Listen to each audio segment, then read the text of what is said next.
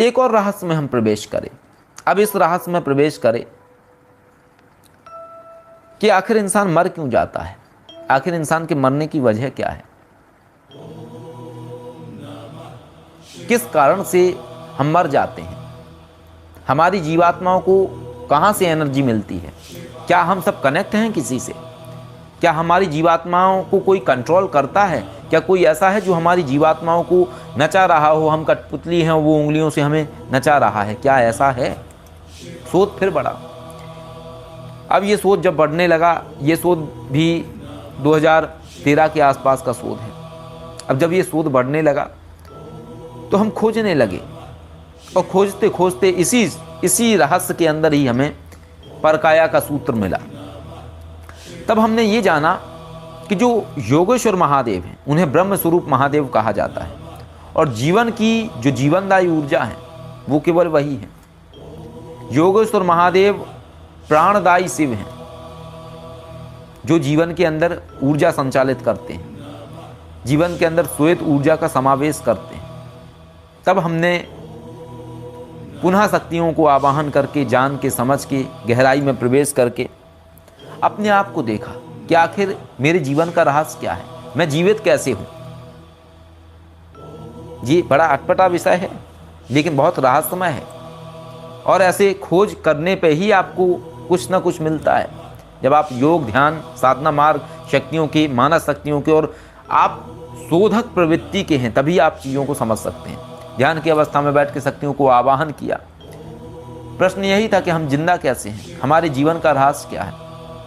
जब देखा खुद को तो ये देखा कि हमारी जो जीवात्मा है, हम जो देखते समझते हैं, हम जिस चीज़ पे फोकस करेंगे वही दिखेगा। हम किस चीज़ को स्कैन करना चाह रहे हैं, हम किस चीज़ को समझना चाह रहे हैं वही दिखेगा। जो हम नहीं समझना चाह रहे हैं वो हमें नहीं दिखेगा, क्योंकि हम चाहते क्या हैं, ये हमारी चाहत के ऊपर निर्भर करता है कि हम क्या चाहते हैं अपने जीवन के अंदर। तब ये जाना कि हमारी जो जीवात्मा है, उस जीवात्मा से एक बिल्कुल छोटी पतली बारीक एक श्वेत किरण निकली हुई है, और ये किरण आसमान की तरफ जा रही है। अब ये और अचंभित करने वाली चीज़ है, ये किरण उस रोशनी से निकलती है लेकिन ब्रह्मरंध्र के माध्यम से, यहाँ चोटी के स्थान के माध्यम से आसमान की तरफ जा रही है। इसका कोई पैमाना नहीं है कि ये जा कहाँ रही है। पीछा करते गए उसका, पीछा करते गए उसका, वो श्वेत पतली सी डोर चली ही जा रही है, चली ही जा रही है। ब्रह्मांड के ऊपर एक श्वेत प्रकाश, और श्वेत प्रकाश के अंदर वही महादेव जिन्हें हम योगेश्वर महादेव कहते हैं, श्वेत वर्ण महादेव, वो बैठे ध्यान कर रहे हैं, और वो डोर वहां जुड़ी हुई थी उनसे। अब फिर रहस्य कि आखिर ये क्या है, क्योंकि जो आप समझते हो, जो देखते हो, उसको समझना आपको होता है अपनी बुद्धि से। ये पहेलियों जैसा है, शक्तियां पहेलियां जैसा दिखाती हैं, समझाती हैं, बताती हैं। कितना विवेक है उसके आधार पे आपने समझना होता है। अभी एक नया रहस्य था, समझ में ना आए कि आखिर क्या है, इसका तात्पर्य क्या है। मैं तो पूछ रहा हूं कि हम मर क्यों जाते हैं, लेकिन हमारे मरने के रहस्य में ये क्या दिख रहा है, ये क्या हम समझ रहे हैं।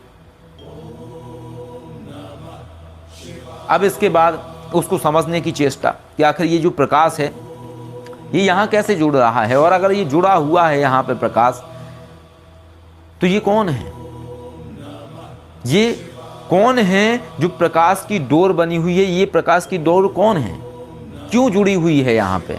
उन्हें तो हम जानते हैं, जो वो दिख रहे हैं वो तो योगेश्वर महादेव हैं, उनको तो हम पहले से जानते हैं। लेकिन उनके माध्यम से तो हम नकारात्मक शक्तियों को हटाना, दुष्ट शक्तियों को मुक्त करना, किसी प्रेतात्मा को मुक्त कर देना, हजारों लाखों आत्माओं को एक साथ ही ब्रह्मरंध्र के माध्यम से मुक्ति प्रदान कर देना, ये कार्य तो योगेश्वर महादेव का ये ब्रह्म स्वरूप के माध्यम से, हम प्रार्थनाओं के माध्यम से करवाते हैं। लेकिन यहाँ तो हम सब्जेक्ट दूसरा पूछ रहे हैं। तब हमें ये ज्ञात हुआ, तब हमें ये पता लगा कि यही हमारे जीवन की डोर है। इसी को कहा जाता है जीवन की डोर, जो हमारे जीवात्मा से निकल के, ब्रह्मरंध्र से निकल के सीधी योगेश्वर महादेव से कनेक्ट है। और जिस दिन ये कनेक्शन टूटता है उस दिन वो गोला जीवात्मा का बाहर निकलता है शरीर से। शरीर अलग, आत्मा अलग, यही सूत्र है। अब जब ये देख लिया तो अब जिज्ञासाएं बढ़ती हैं, जिज्ञासाएं रुकती कहाँ हैं।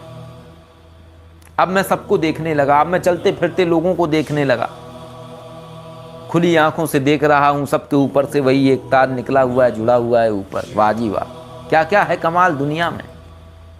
पहले हम सिर्फ उतना देख रहे थे जो हम संसार देख रहे हैं, लेकिन अब हमें वो सब भी दिखाई दे रहा था जो संसार में नहीं दिखाई देता है। हर आदमी के ऊपर से एक एंटीना सा निकला हुआ है, डोर निकली हुई है जो ब्रह्मांड भेदते हुए जा रही है और वहाँ जुड़ी हुई है एक अदृश्य ऊर्जा से, एक श्वेत वर्ण ऊर्जा से। ये तो कभी दिखाई नहीं देता है। हम सब कनेक्ट हैं, हम अलग नहीं हैं, हम कनेक्ट हैं, एक ही जगह कनेक्ट हैं, हम अलग हैं ही नहीं। और वहीं से ही हमें जीवन मिलता है, योगेश्वर महादेव के माध्यम से ही हमें जीवन मिलता है, प्राण ऊर्जा मिलती है। और किसी भी कारणवश यदि वो डोर टूटती है, वो डोर या तो किसी विशेष कारणवश टूट जाती है, प्रारब्ध के चलते टूटती है, या फिर जीवन काल पूर्ण होने पे वो डोर टूटती है। अब यहाँ से सूत्र मिला, ये जान लिया हमने कि इंसान के मरने का सूत्र क्या है। मरने का सूत्र है उसकी जीवात्मा का कनेक्शन टूट जाना। तो अब जीवन जीने का सूत्र क्या है? क्या है अमरत्व का सूत्र? क्या है परकाया प्रवेश का सूत्र? परकाया प्रवेश का एक सूत्र है कि हम सब जो जीवन पा रहे हैं योगेश्वर महादेव से, वो जीवन का जो हमारा हिस्सा है, जो अंश है, जो योगेश्वर महादेव के पास है, योगेश्वर महादेव की उस ऊर्जा के अंश को हमें पूर्ण रूपेण अपनी जीवात्मा में घटित करना पड़ेगा। यानी जो तार जुड़ा है उस तार को खींचना पड़ेगा धीरे धीरे। वो जो श्वेत आत्मा से जुड़ा हुआ जो श्वेत रोशनी है, उस रोशनी को वापस खींचना पड़ेगा। योगेश्वर महादेव की ऊर्जा को अपने अंदर प्रवेश कराना पड़ेगा। यानी हम अपने धागे को पहले योगेश्वर महादेव से कनेक्ट करे हुए हैं, लेकिन हमें योगेश्वर महादेव के मूल सूत्र को लेकर अपनी जीवात्मा में प्रवेश कराना होगा। जिस दिन व्यक्ति पूर्ण रूपेण योगेश्वर महादेव की ऊर्जा को समावेश कर लेगा अपनी जीवात्मा के अंदर, उसी दिन उसको गुणसूत्र आ जाएगा किसी भी शरीर में प्रवेश करने का।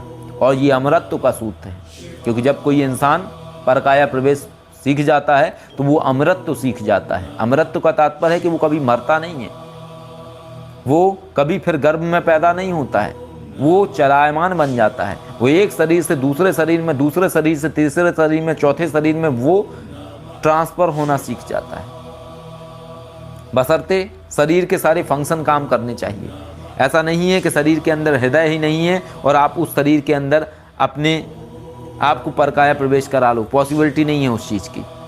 अयोग्य शरीर है, योग्य शरीर नहीं है।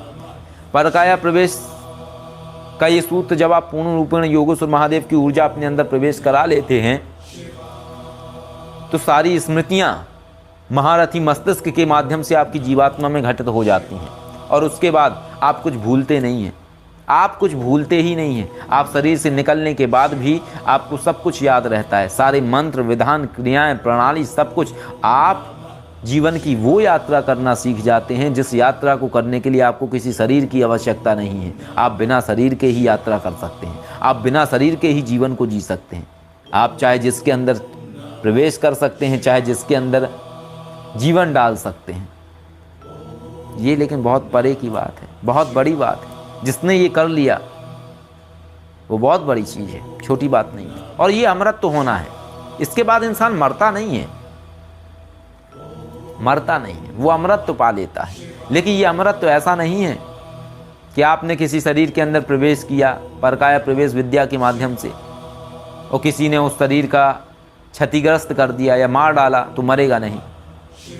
क्षतिग्रस्त कर दिया तो आत्मा बाहर निकल जाएगी, मर जाएगा, लेकिन वो मरेगा नहीं। इसलिए नहीं मरेगा क्योंकि अब उसके पास वो गुणसूत्र है कि वो किसी भी मरे हुए शरीर के अंदर प्रवेश करके जीवन ले सकता है, वो खोज सकता है, उसे स्मृति सारी रहेगी। वो चाहे जिस जीव के अंदर प्रवेश कर जाए, चाहे पशु के अंदर प्रवेश कर जाए, चाहे जिसके अंदर प्रवेश कर जाए। दिमाग तो पशु का रहेगा, लेकिन सारा डाटा तो महारथी मस्तिष्क पहले ही जीवात्मा के अंदर स्टोर करके रखे हुए हैं।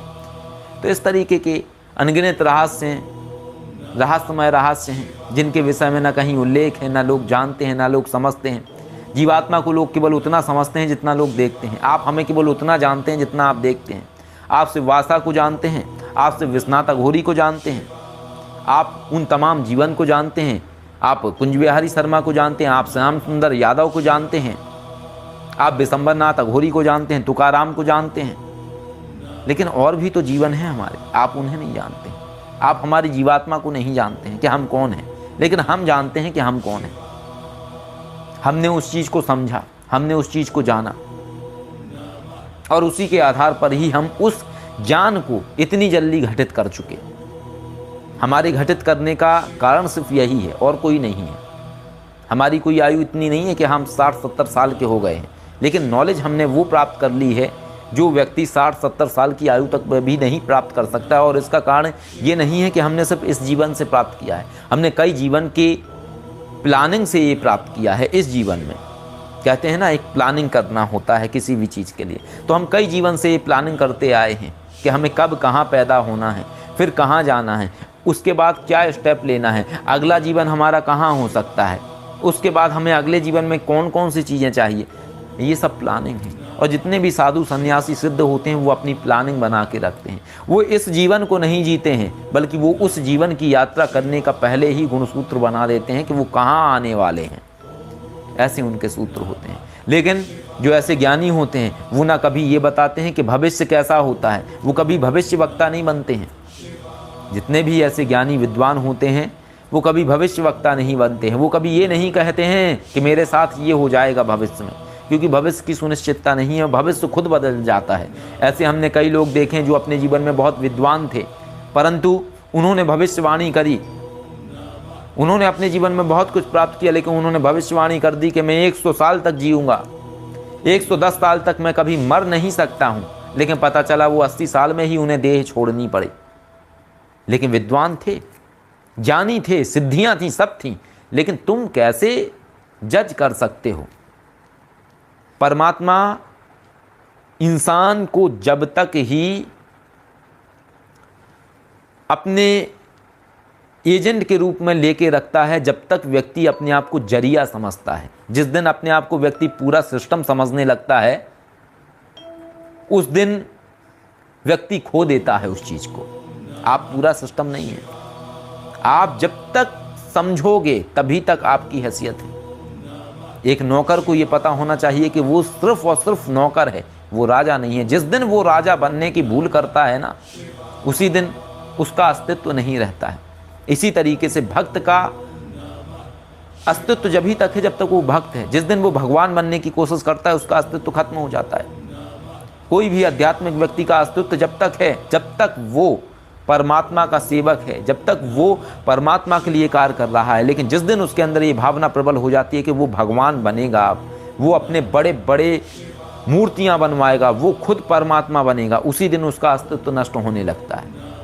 क्यों? क्योंकि इस चीज़ के लिए अज्ञात बाबा कार्य कर रहे हैं। जब इंसान अपने जीवन की प्लानिंग बहुत अच्छे से करता है कि मैं LIC पॉलिसी डाल रहा हूँ, ये पॉलिसी डाल रहा हूँ, मैं ऐसा कर रहा हूँ, ये मैं इंश्योरेंस ले रहा हूँ, ये मैं वो ले रहा हूँ, ऐसा होगा तो वैसा होगा, हमारी बेटी इतनी आयु की होगी तो ऐसे शादी होगी, शादी के लिए इतना फंड इकट्ठा होगा, हम 10 लाख के साथ। जब इंसान प्लानिंग करता है ना, तो ये प्लानिंग तो सुपर लेवल की है, परमात्मा की प्लानिंग है, जिसको तो कोई भेद ही नहीं सकता, जिसके लिए तो ऐसे ऐसे दिग्गज बैठे हुए हैं, ऐसे ऐसे महारथी बैठे हुए हैं जिनके सामने कोई नहीं टिक सकता है। षड्यंत्र गुरु, महारथी मस्तिष्क, अज्ञात बाबा, रहस्य गुरु, और एक और आज हम बता देते हैं रूहों के बादशाह। ये भी एक एनर्जी है, ये अलग लेवल की एनर्जी है।